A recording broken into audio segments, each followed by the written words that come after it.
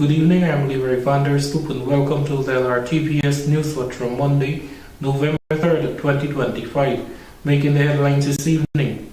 Minister of Housing and Water, Colin Crowell, has assured that the first 100 homes in the Palmyra housing development are on track for completion by Christmas. A Hopetown West Coast Berbice man was busted on Sunday with over 160 pounds of marijuana, and a Belvedere man was found dead at his residence on Sunday morning following a confrontation with a friend. We will bring you the full details of those and other stories when Newswatch returns.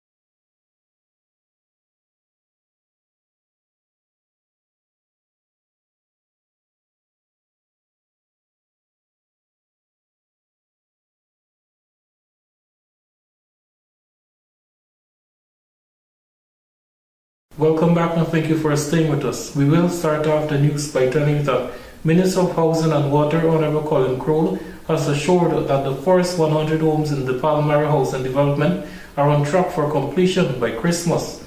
Kyle Rollins brings us details on this report. The Palmyra Housing Development Project is steadily progressing with 100 homes currently under construction and 20 already completed. Minister of Housing, Honorable Colin Crowell, has assured that the remaining homes will be completed by Christmas. Each home, inclusive of the lot, is valued at $13.5 million. Speaking to members of the media during a recent visit to the site, Minister Crowell said that beneficiaries can look forward to celebrating the festive season in their new homes. So by and large, all those persons for here, these houses, very well for Christmas. When they want to know what they'll be buying for Christmas, certainly they'll be able to focus on buying things for their home, because all those persons will be moving into their homes and all 100 will be completed.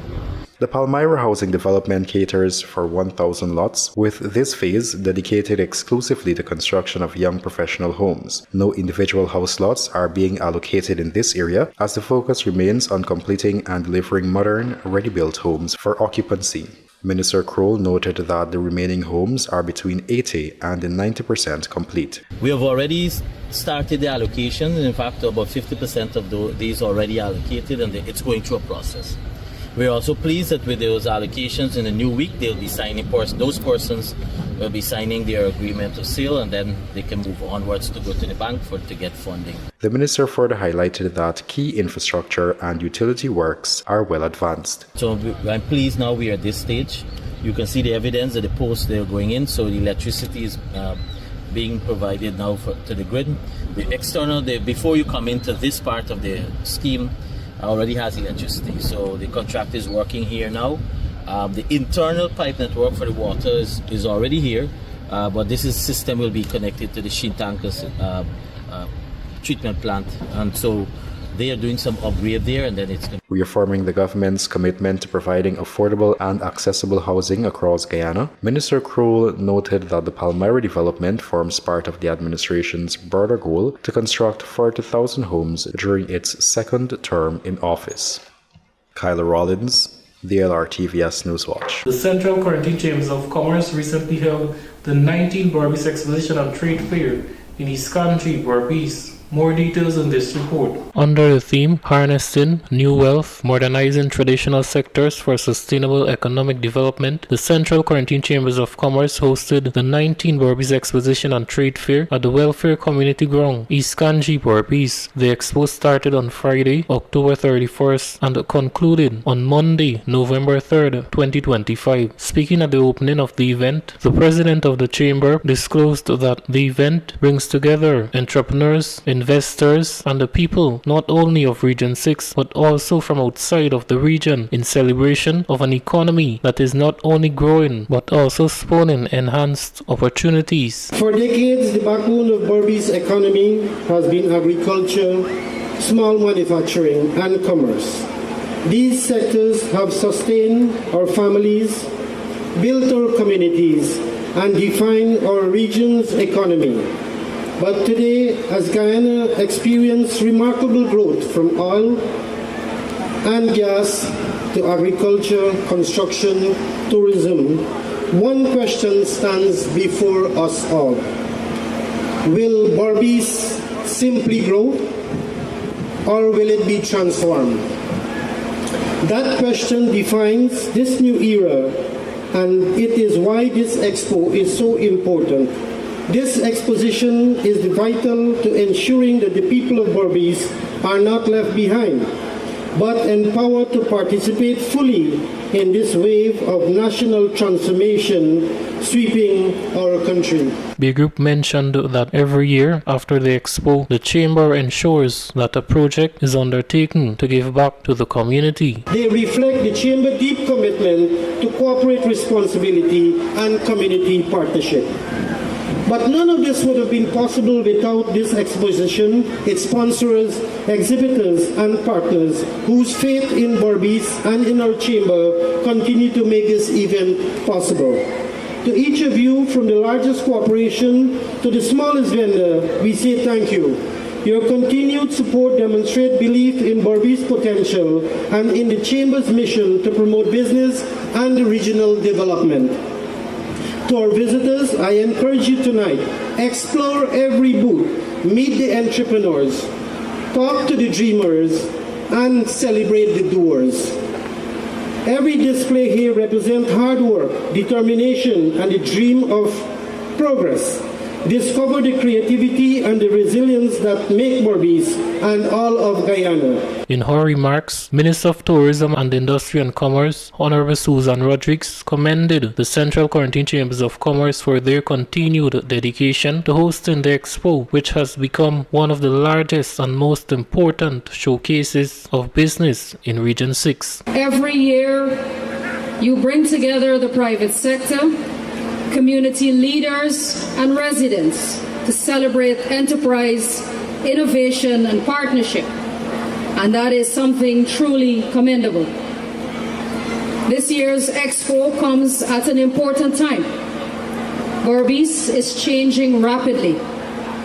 We are seeing renewed energy in agriculture, tourism, manufacturing, and trade, all backed by major infrastructure development and new investment across the region. Minister Rodriguez further stated, I wish you all success.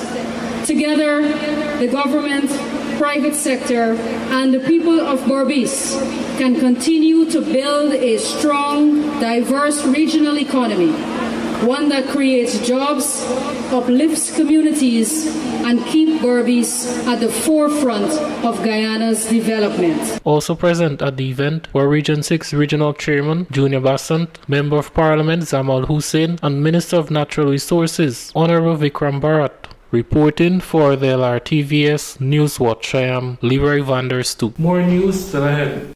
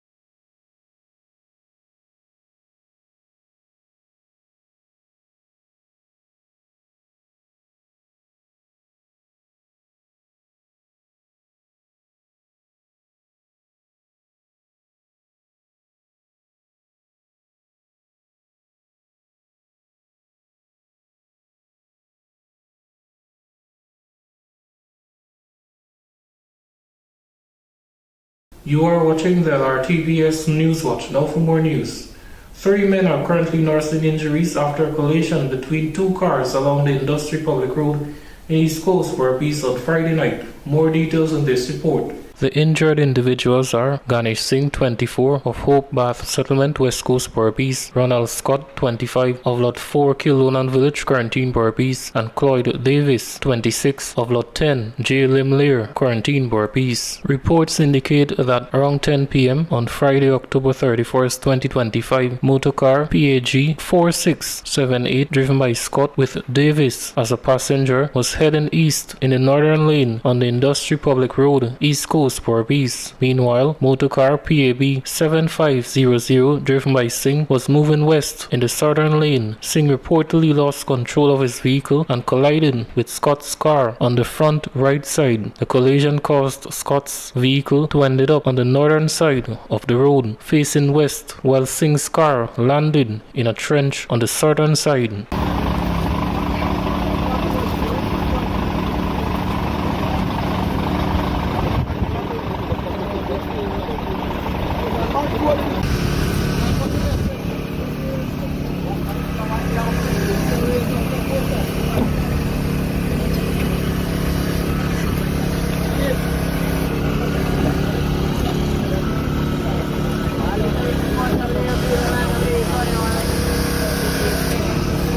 Both drivers and the passenger received injuries and were removed from their vehicles in an unconscious state by public-spirited citizens. They were then transported to the New Amsterdam Public Hospital, where they were examined by the doctor on duty and are currently receiving treatment in the accident and emergency unit. Reports indicate that a breathalyzer test administered to Singh at the hospital revealed alcohol levels of 61 and 69 micrograms in his breath. Singh has been admitted to the male surgical ward, while Scott is in the intensive care unit with his condition reported as stable. On Saturday, November 1st, 2025, around 6:30 a.m., Davis was transferred to the Georgetown Public Hospital for further medical attention. Investigations are ongoing. Reporting for the LRTVS Newswatch, I am Leroy van der Stoep. A Hopetown West Coast Berbice man was busted on Sunday with over 160 pounds of marijuana. Kyle Rollins joins us with more details. Police ranks in Regional Division 5 are investigating a major narcotic seizure following an operation conducted early Sunday morning along the Fowles Public Road, West Coast, Berbice. Reports indicate that at approximately 6 hours on November 2, 2025, law enforcement ranks intercepted a motor bus bearing registration number BAJ 534, driven by a 44-year-old man from Hopetown, West Coast, Berbice. A search of the vehicle led to the discovery of several bulky bags containing leaves, seeds, and stems suspected to be cannabis. The suspected narcotics were weighed in the presence of the driver and amounted to 164.7 pounds. The vehicle and the illegal substance have been lodged as evidence, while the driver remains in custody as investigations continue. Kyla Rollins, the LRTVS Newswatch. A Belvedere man was found dead at his residence on Sunday morning following a confrontation with a friend. More details in this report. The deceased man has been identified as Imran Kadir, also known as Shot Punch Shoulder, 56, a laborer from Ladi, King Street, Belvedere Settlement, Quarantine, Berbice. Reports indicate that between Saturday, November 1st at approximately 11:30 a.m. and Sunday, November 2nd, 2025, around 9 a.m., both Imran Kadir and Joel Ramsamy, who lives nearby, were drinking alcohol at Joel's home. It is alleged that during this time, Joel hit Kadir and told him to leave his yard. Following this altercation, Kadir left Joel's property and returned to his own home. Subsequently, Joel visited Kadir's residence, where he reportedly inflicted several blows on him before returning to his own home. According to gathered information, at approximately 9 a.m., a neighbor went to Kadir's home, checked on him, and found him lying motionless. After this discovery, a report was made to the Albion police station and the police were alerted. arrested. Upon arrival, officers found Kadir's body lying face down on the lower floor of his home. He was wearing blue shorts without a short, with his head facing southwest and his feet pointing northeast. An examination of Kadir's body revealed injuries to his left knee and a suspected puncture wound below that knee. Investigators searched Joel's yard and found a piece of 1x4 wood, approximately 5 feet long, painted green and appearing to have blood on it. This evidence was collected and secured for the investigation. Kadir's body was recovered by undertakers from Ramus Funeral Home and taken to the Portman Public Hospital, where a doctor examined him and pronounced him dead. The body is now at the Ramus Funeral Parlor awaiting a post-mortem examination. Kemraj, a resident living nearby, shared his thoughts with reporters. How the crime happened, but said about your piece wood, but we can't recognize the color of the wood. When I made out where they show me the piece of wood with a blood, they said, well, it got to be the same piece of wood. This morning, people over there, but excavator come across here, remember we do a contractor walk over here. Excavator come here, we got to guide the excavator. So whatever guy can't be on the road, until we said we come across. So I went across, and we see the man flat on the ground. You saw any injury in his skin, or like he was in blood? Yeah, blood there if you want, blood there, but the man downstairs, everything, we go in. Acting on information received, the suspect Joel was contacted, informed of the allegations, cautioned and arrested and taken to the Albion police station, where he is currently in custody and assisting with the investigation. Reporting for the LRTVS Newswatch, I am Leroy van der Stoep. More news after these messages.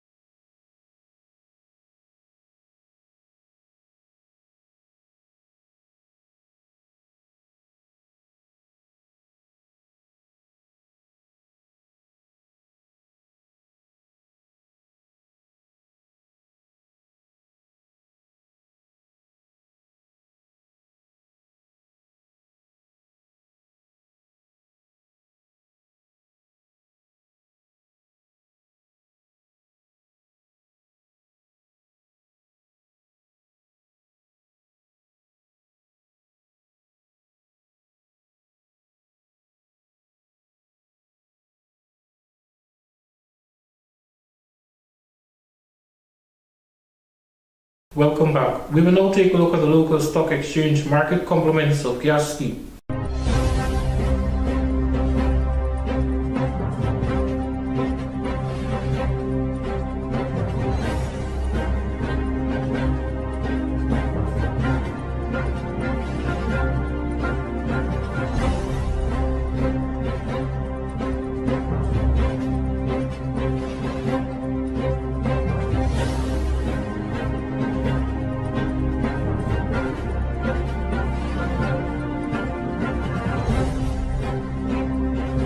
Now for the bridge report.